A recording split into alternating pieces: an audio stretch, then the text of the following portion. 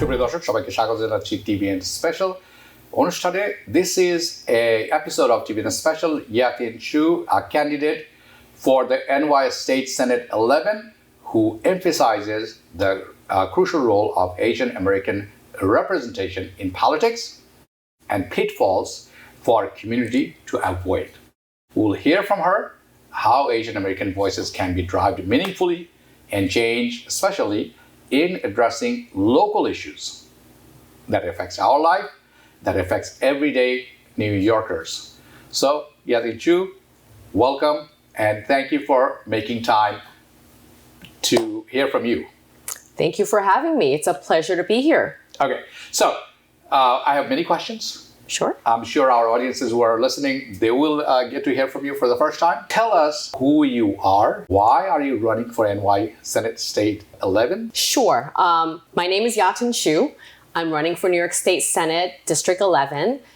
And I started my journey in New York City as an immigrant. I came here with my family in 1976. I was 8 years old. And, in 1979, we moved into Queens. So Queens has been my home, and it's where I'm running. Of course. I started junior high school when I moved into Whitestone. And right after that, I went to the Bronx High School of Science, which is one of the specialized high schools. Yeah, of course. After that, I went to SUNY Binghamton. Right. And then I got a full scholarship to go get my MBA at Boston University. I returned to New York right after I earned my MBA, and I started working in the healthcare industry. So I worked for a cancer diagnostic company for about 10 years. Wow. The company started out as a small startup at that time. And I was very fortunate to grow with the company to become a public company that traded on the New York Stock Exchange. And then I had my first daughter. My first daughter, I moved back to Whitestone. And I went on to other jobs. Yeah. But I had a very productive and successful career in healthcare. So what brought me to running for office? Yes. And this? Well, in 2019, I was a mom concerned about my younger daughter's schooling. She was in what they call a Title I school. Yeah. So low income, yes. dual language school. Correct. Had a lot of Chinese parents. Of course. That were very focused on public school education. Of course.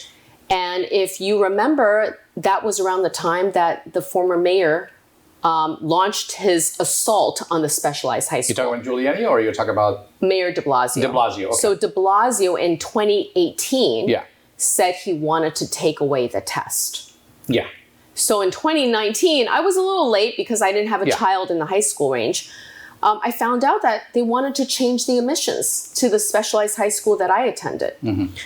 So I started speaking up, mostly for education issues. But in the course of speaking up about New York City public schools, I learned a lot about other issues that concern the community. Closing Rikers, wanting to put jails in residential areas, including Chinatown and Kew Gardens, which most communities did not want. Of course. The siting of homeless shelters throughout New York City. In immigrant communities, where, again, we don't want that. It brings instability, uncertainty, a sense of insecurity to our neighborhoods. And more recently, the crime rates that's gone up since bail reform. So those are the things that as a public school mom, I started seeing other issues that affect our lives. And why am I running for office? Well, New York is not going in the right direction. If you ask someone, are you more secure? Are you more prosperous now versus 5 years ago? Correct. Most people will say no. I'm not happy with where the direction of New York is. And these are local issues. It's not about national issues. It's really about local issues. So that's why I'm running for office. Of course. And the incumbent right now in your district was there for, I believe, 16 years or 14 years? Oh, longer than that. So the incumbent... She's been there for a while. She's been there for a while. The incumbent is TBN Special.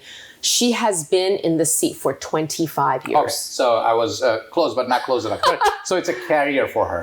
Now, yes, she's a career politician. Some of the things, I don't want to deviate from our discussion, but some of the things you mentioned is that the safety issues, the immigration issues, and unsafe neighborhoods due to those things. Yes. These are all issues that touches all of us. Yes. Right, because we live here. That's right. And this is where our kids are. Schools and businesses and everything. And the good thing you mentioned that you are in healthcare. I was in healthcare too. And a company just like you mentioned, a small company when I joined, and you probably know it, GHI at that time. Yes, no I do more, know that. right? Was a small company. When I joined, it was I knew the guy, security guard to the CEO. I mean, it was that small, yes, right? it's like that with mine too. And then it grew out of proportion after 14, 15 years, and it became Emblem Health. And so I know the transformation. Yes, you work really hard in companies like that. Yes, and then they started making from nonprofit to profit and became really big from a couple hundred employees to 6,000 employees. Yes. So and then things. Yes, it's a great opportunity. Yeah. It's part of what makes America great. That's right? true. That's true. So it just resonated with me when you mentioned that. I was laughing in my ass, like, oh my God, I went through the same thing. Yes. Except it was a company that makes something, and we were a healthcare provider. Yes. So, yes. but there's some relationship. I enjoy doing healthcare. It's a public good. It's a good service. So, Yiatin Chu, what you are mentioning, from that I can say what matters to New Yorkers. You mentioned quite a few things here. Safety, cleanliness, or clean and affordable cities, right? Yes. You also alluded to high quality education. Yes. Bronx Science is one of those top schools, right? Yes. So safety for the schools for children. You also mentioned upholding the quality of life, which is actually overrun by the special interest groups. Yes. How do you plan to tackle that? Because that's a big syndicate. It is. Or syndication kind of thing. Yes, it's a very much a part of career politicians' politics, right? The issues that I want to focus on are the issues that matter to people who live in the district, who live in New York. And I don't feel like the incumbent who is a career politician is really representing our needs. Number one is the high crime rates, the working class, the immigrants. Yeah. We use the subways, we walk the streets, we work multiple shifts sometimes to make a living. And when there are bad policies that make our city less safe, we are often the victims of those policies. Right. We feel it more than others. As we do better, maybe we own a small business. Maybe we are a small property landlord. Again, the policies that have put forward, have made it harder for small businesses to run. Shoplifting is at an all-time high. People are not being put away for stealing things. The margins for small businesses are very small. You cannot afford to run a small business when people are stealing your things and come back and stealing again. As a small property landlord, when you make a little money, you want to buy a home, and sometimes to help pay for it, you become a landlord. All right. A lot of the problems that we see in the last few years have made it very hard for people to actually collect rent. For the last few years, they had an eviction moratorium. Right. And as landlords, many of us have to pay for mortgage, pay for property taxes, bills. Right. Yet we couldn't collect rent from people that paid. Right. So all of these policies are policies from our state legislature. So you're saying those policies are rather reaction than retroactive, reaction other than well thought out plans. Yes, they are. Look, do they have good intentions of helping people? Of course. Yes. Yes. But the way you execute them and also the downsides, you have to see, who benefits and who gets hurt. It has to be thought through by constituents of both sides. Yeah. And I think a lot of the policies that we've made in the last 4 or 5 years are just not well thought out. This was not a federal thing. This was a New York State thing. This was a New York State thing. Right. So, what you're saying differently is that it was not proactive. It was reactive to a situation. Yes. And that means we were not ready, or we had no plans how to deal with disasters or things like that. We still don't, by the way. We're going to, react to things, right? Now, I have a few things that I'm going to type, but I don't want to take our attention from the local politics. Yes. But we will talk about New York State a little bit. Yes. You had a lot to say about Andre Adams. Eric Adams, rather. Eric Adams. You had also things about, or said things about Hochul. And you think they're not doing a good job. What are those things that you have? You think there's a problem for the community and issues with New York, state as a whole? Yes. And why do you oppose them? So, unfortunately for them, both Mayor Adams is in a lot of trouble. Yeah. Governor Hochul is suffering from very unfavorable ratings. Both of them are in office now, and people don't like the policies that they put forward, sadly.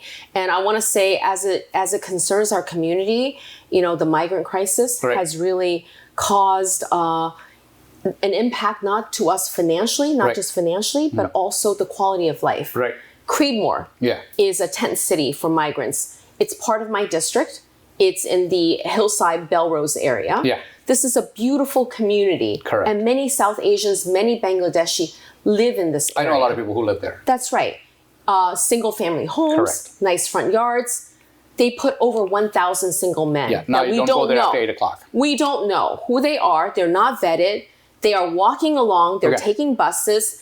And it really has hurt the quality of life for families that live around there. Right. They're across the street from an elementary school. Yeah, yeah. The school now cannot use their schoolyard for kids to play. Right. It's affected why they moved into this part of Eastern Queens. Correct. And this is why the quality of life is so important. They are committing crimes. They are costing us billions of dollars that both Governor Hochul and the state legislature, including the incumbent that I'm opposing, and Eric Adams have spent. These are our tax dollars. Okay, so really quickly. Yes.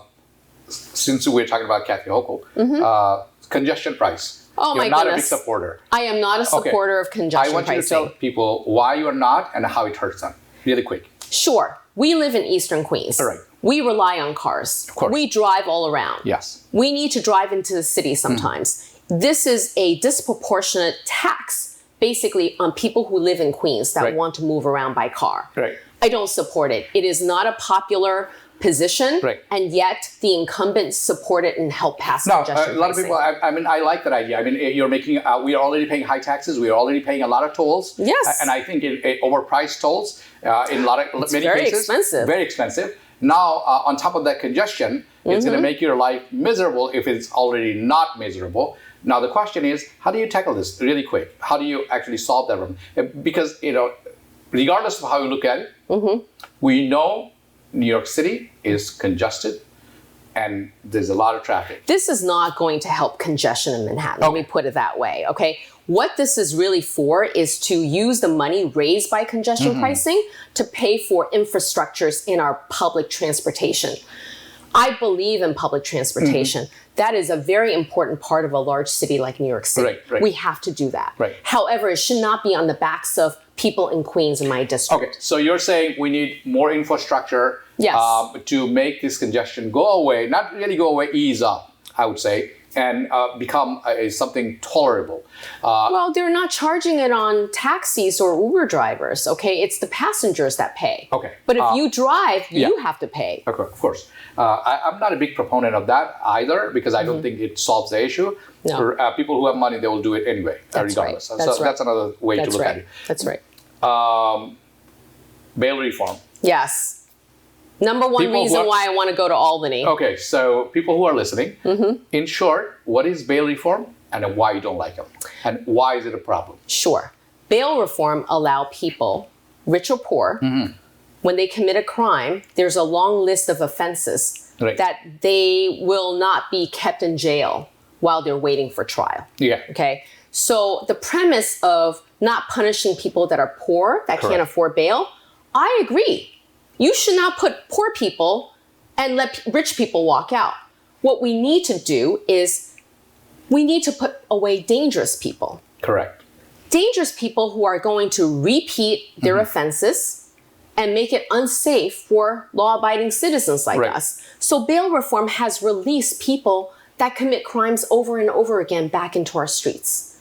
I don't support that. We need to fix it. We need to fix it in such a way that judges can remand, put away people that they find unsafe to release onto the street. on the same token, as someone who's running for the Senate, there are major problems that you have experienced in New York, which some of them you're describing now.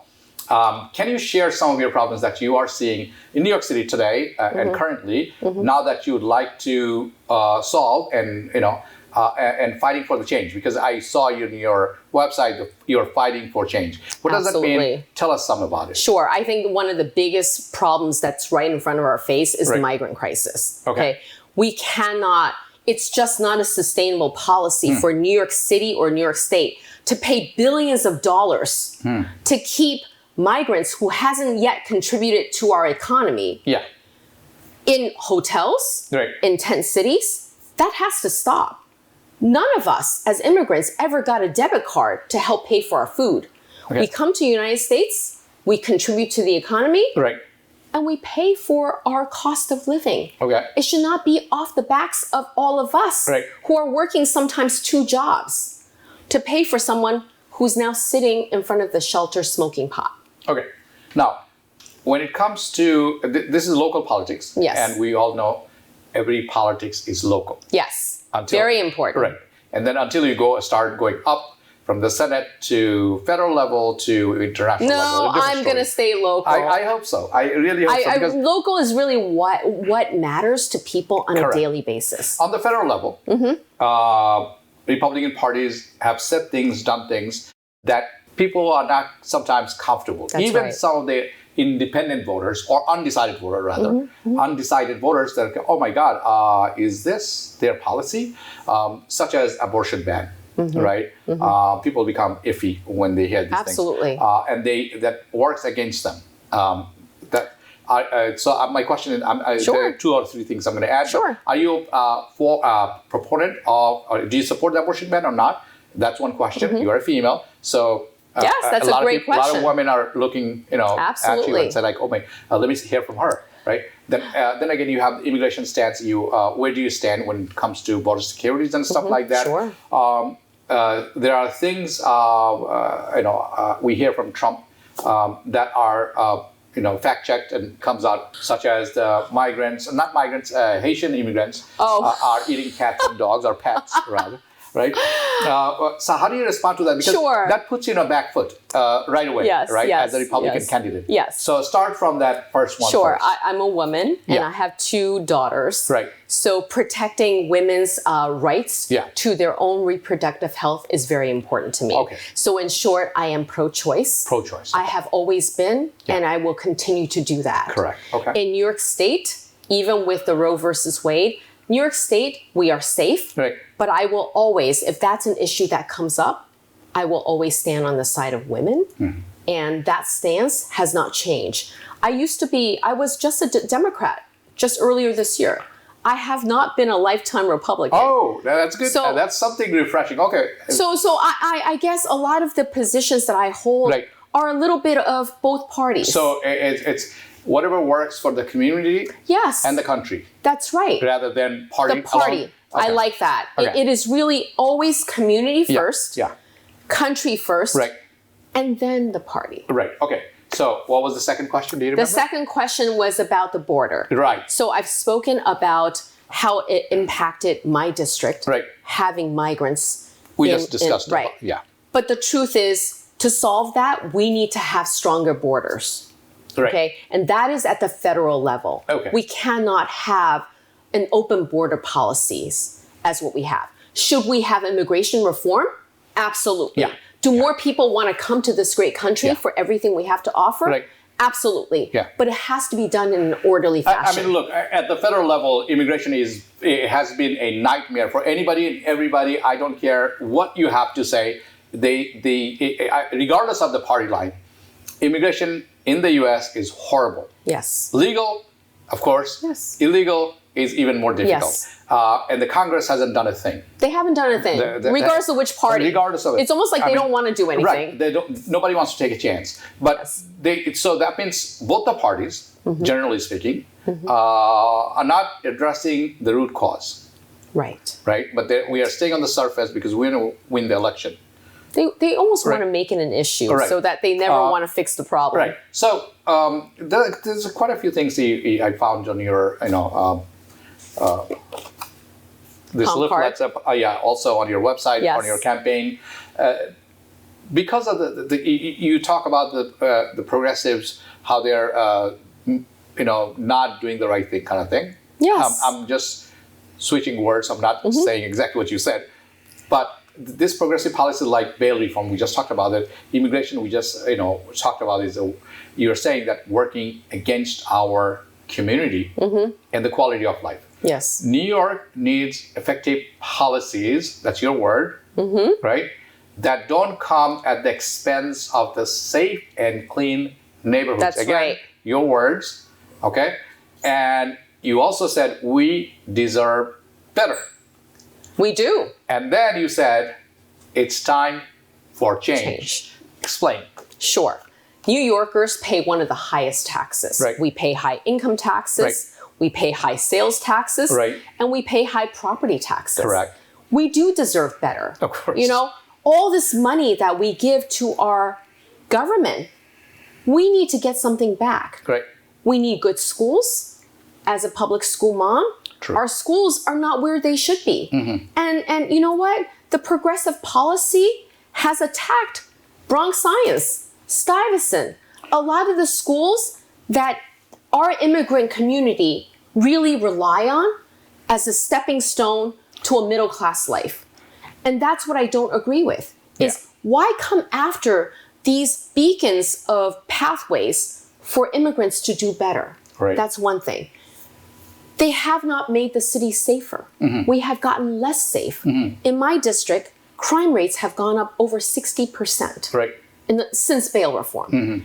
Auto thefts, stealing cars have gone up 700% in my district. No kidding. Because they can steal a car and then nothing happens to them. Okay. So they keep doing it. So we need a change. We need someone that's going to speak up for the community and fight this incumbent structure that keeps doing things to us instead of for us. Okay.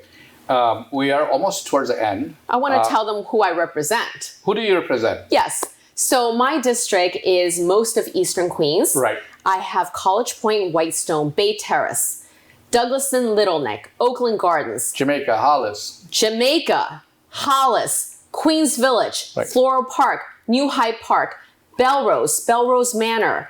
These are all part of my beautiful district in Eastern Queens. And I want to represent them, so that's... Do you know housing is very unaffordable now? Every place that you just mentioned, it's sought out for, it's highly priced, it's unaffordable.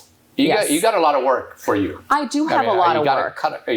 It's a lot of work cut out for you if you are elected. So let me ask you this. 2 questions. First one first. Somebody who's non-white, running as a Republican. Me. Of course.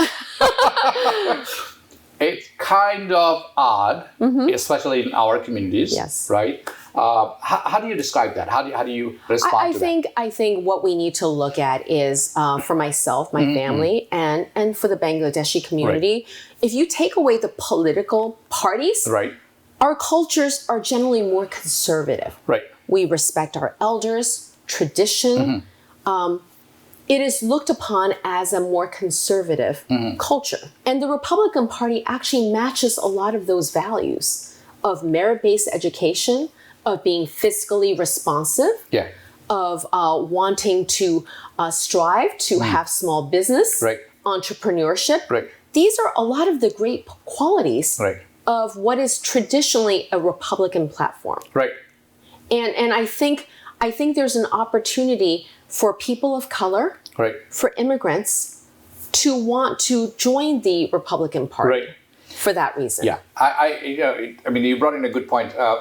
Some of the time, I hope to bring you back again, regardless of the election results. Because when it comes to fiscally responsible, it means a lot of things. And from the Republican Party, on a federal level, on a foreign policy level, we don't see it. Not that Democrats are any better, but this is something up for debate. They're both terrible at the federal level. I had many questions, but I'm not going to touch on that. People, your viewers, in all these places you mentioned, Whitestone, Hollis, Jamaica, Whitestone and what is it? College Point. College Point, yes. Oakland Gardens. Oakland Gardens, yes, which is right here. Yes. So people who are watching from there, especially Bangladeshi voters, Republicans, undecided, what is your message to them? My message is, our lives have become less safe, less secure. Our schools are not getting any better. And I want you to think about who will represent you and really represent you. Not a career politician, but I'm a public school mom who has done many things to improve and speak up for the immigrant community. And it's really important that we have someone like this in Albany. So please go out and vote for me. Whether you are a Democrat, whether you don't have a party, or whether you're a Republican, I'm someone who's going to speak for you and make changes in Albany. Thank you so much. Yiatin Chu, I really thank you for making time coming here. Of course. And I know you are busy in campaigning, but this is also a place where you can get your point across to everybody who's listening and watching. Thank you. I really wish you all the best and good luck. Thank you so much. Okay. It was a pleasure being here. We'll see you around. Yes. Regardless of the election results. I'll come back. Okay. আপনারা যারা এতক্ষণ অনুষ্ঠানটি দেখছিলেন, আশা করি অনুষ্ঠানটি ভালো লেগেছে। আপনারা শুনলেন ইয়াতিন চুর কাছে তার কথা, তার অভিমত এবং কেন উনি প্রতিদ্বন্দ্বিতা করছেন ইন দিস ইলেকশন। আশা করি আপনারা আপনাদের মতামত ব্যক্ত করবেন ভোটের মাধ্যমে। যে যেখানে থাকবেন ভালো থাকবেন, সুস্থ থাকবেন, নিরাপদে থাকবেন। শুভরাত্রি। TBN 24 টেলিভিশন দেখতে আজই কল করুন 7187776556। লগ ইন করুন www.totalcablebd.com। নিউ ইয়র্ক থেকে সম্প্রচারিত TBN 24 টেলিভিশন বিশ্বজুড়ে বাঙালির কণ্ঠস্বর।